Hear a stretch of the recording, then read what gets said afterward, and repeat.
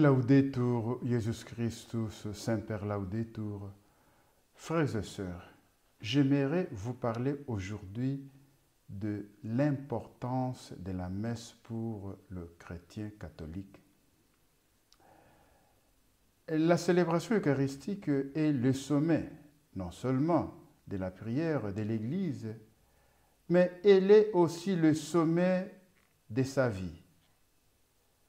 C'est en elle que le Christ se rend présent dans sa divinité et dans son humanité. Tout le mystère de l'incarnation et celui de la rédemption s'actualise dans la messe. Le Christ est ainsi présent dans son corps mystique qu'est l'Église elle-même, sacrement du royaume des cieux au milieu des hommes. C'est à la messe que Christ est adoré. On peut remarquer que l'adoration s'est faite aussi lors de l'exposition du très saint sacrement où se manifeste la présence réelle du Christ dans l'hostie. Ça, c'est notre foi catholique. Il y en a qui ne croient pas que Christ est présent à la messe. Christ est présent à l'autel, mais nous, nous y croyons. Nous puisons notre force de cette présence-là de Jésus à l'autel. Il faut considérer une chose fondamentale dans cette affirmation. L'Église n'a pas une visée temporelle, terrestre, encore moins culturelle, ni politique.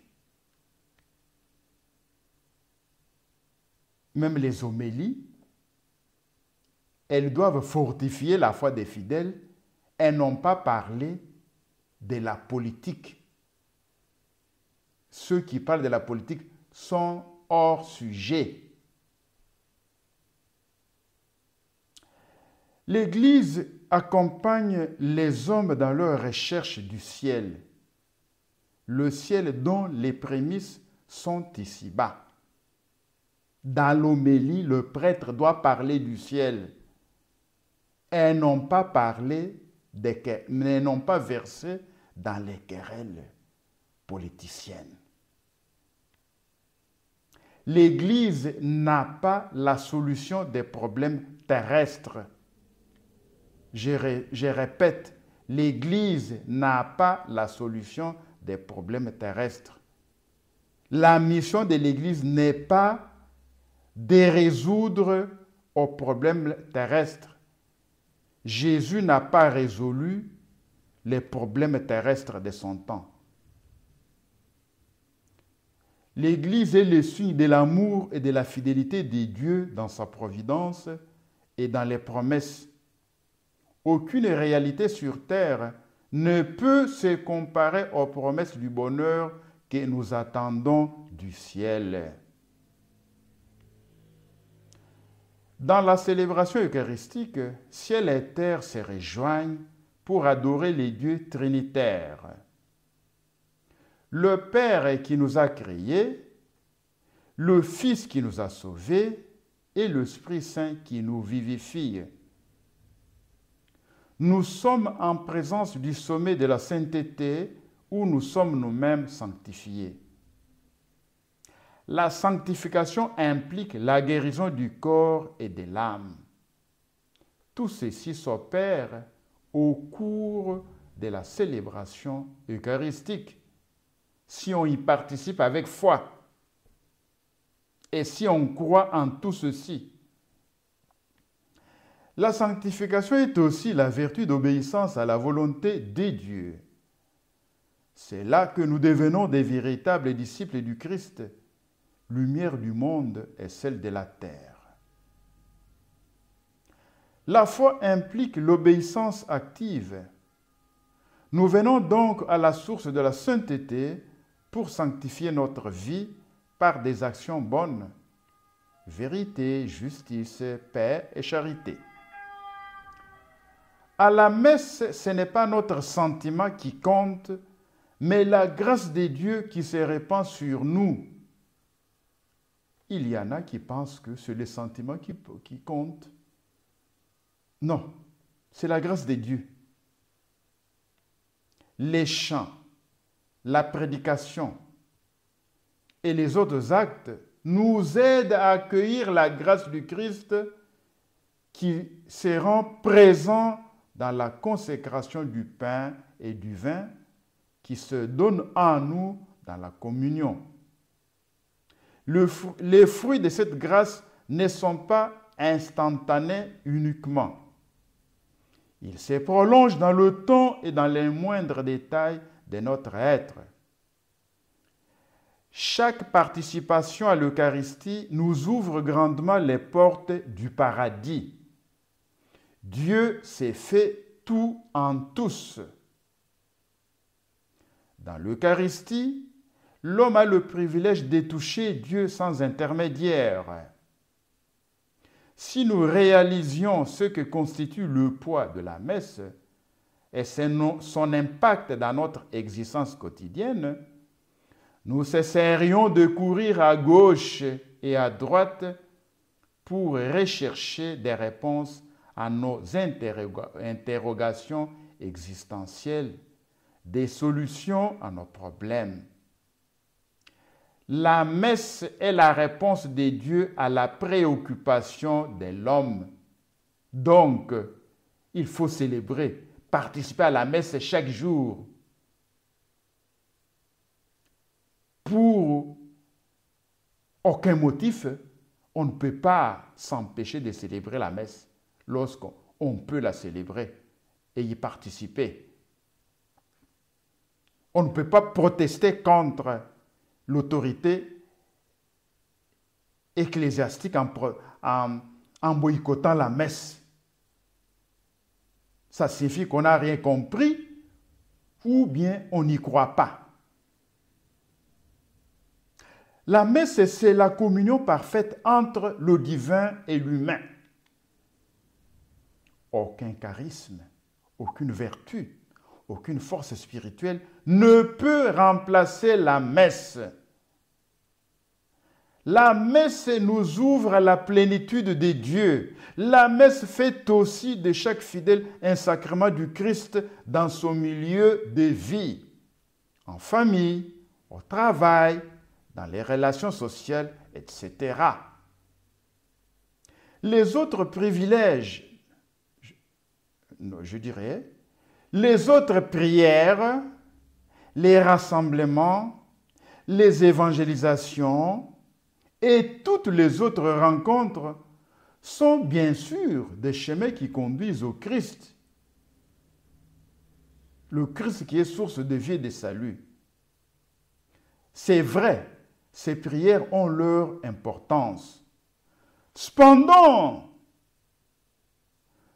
c'est sous les espèces du pain et du vin que se manifeste la présence complète du Christ au milieu de son peuple et au milieu du monde.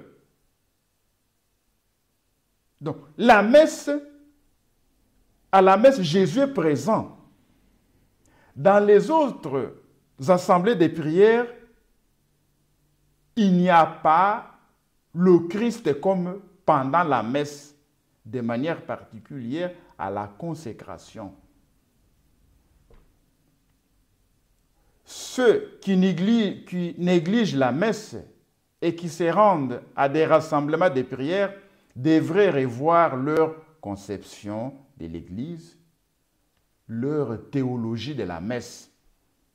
Par exemple, la Sainte Vierge Marie à Medjugorje, vous savez qu'il y a beaucoup de pèlerins qui se rendent à Medjugorje chaque année. Il y a une heure où la Sainte Vierge Marie apparaît. La Sainte Vierge Marie dit ceci: si vous avez à faire le choix entre participer à l'apparition, aux prières où j'apparais et aller à la messe, allez à la messe. Portez votre choix sur la messe. À la messe, il y a mon fils. C'est là que vous devez aller, dit la Sainte Vierge Marie. Dans l'Eucharistie, le Christ se donne totalement pour le salut de tous et de chacun. La messe est le sacrement de la plénitude de l'amour de Dieu pour les hommes. C'est dans l'Eucharistie qu'est scellée la nouvelle alliance, celle qui nous libère définitivement des griffes de l'ennemi, Satan. C'est pour cela que la messe est la plus grande prière de libération et de guérison.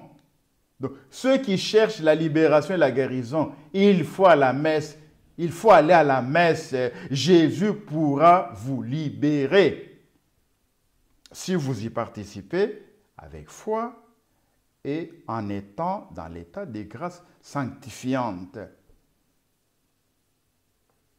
J'avais participé à une retraite, je pense en 2011 ou 2012, à Loreto.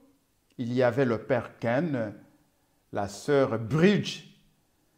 Cette sœur nous avait parlé de l'Eucharistie, de la puissance de l'Eucharistie, de la messe. Un prêtre en Amérique latine arrive dans un village pour dire la messe dominicale. Et à son arrivée, on lui présente un enfant malade qui est brûlé. Tout le corps est brûlé. Au 3e degré, le père dit « Qu'est-ce que je dois faire ici ?» C'était l'heure de la messe. Le père prend l'enfant, il le met en dessous de l'autel. J'allais dire altar, c'est en italien. Il met l'enfant en dessous de l'autel. Et là, il commence à célébrer la messe tranquillement, au nom du Père, Confiteor, Credo, homélie, tout ça, prière des fidèles, préface. À la consécration, la sœur qui participait à cette Eucharistie-là s'était inclinée. À un certain moment, elle entend un bruit. Oh! Les gens s'émerveillent. Elle redresse la tête, elle constate également, elle aussi, que l'enfant qui se trouve en dessous de l'autel est complètement guéri. L'enfant a retrouvé sa peau normale. C'est un miracle eucharistique. Donc, c'est la guérison. Donc, il y a beaucoup de guérisons qui se réalisent pendant la célébration de la messe. Si vous avez déjà lu les livres du père Emiliano Tardif, vous vous rendrez compte des miracles qui s'opèrent pendant la célébration de l'Eucharistie. Et il y a aussi beaucoup de prêtres qui témoignent de beaucoup de miracles qui arrivent pendant la célébration de l'Eucharistie, comment les gens sont libérés pendant la célébration de l'Eucharistie. Donc la messe en elle-même est une prière de libération et de guérison. Il y a beaucoup de choses sur le plan spirituel que nous ne voyons pas, qui se réalisent pendant la célébration de l'Eucharistie. C'est pourquoi il faut participer à l'Eucharistie chaque jour.